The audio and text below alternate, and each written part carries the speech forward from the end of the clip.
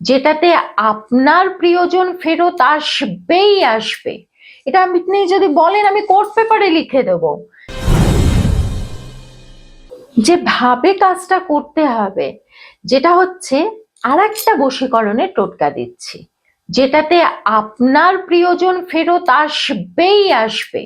এটা আপনি যদি বলেন আমি কোর্ট পেপারে লিখে দেব।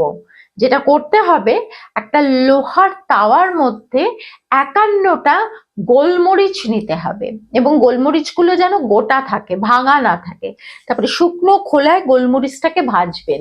যখন ভাজবেন আপনি, তখন কিন্তু আপনার প্রিয়জনের কথা মনে করতে করতে ভাজবেন। তারপরে গ্যাসটাকে বন্ধ করে দেবেন, দিয়ে ওই গোলমরিচগুলো ঠান্ডা হতে হবে। তারপরে একটা লাল শালু নিয়ে পেতে আপনি গোলমরিচগুলো কিন্তু টাচ করবেন না, ওই লাল পুটলিটার মধ্যে ঢেলে দেবেন। এবং এই পুরো জিনিসটা কিন্তু তার কথা ভাবতে ভাবতেই আপনাকে করতে হবে। দিয়ে এই পুটলিটা আপনি আপনার সেফ জায়গায় রেখে দিন, দেখুন আপনার প্রিয়জন ফেরত আসে কিনা।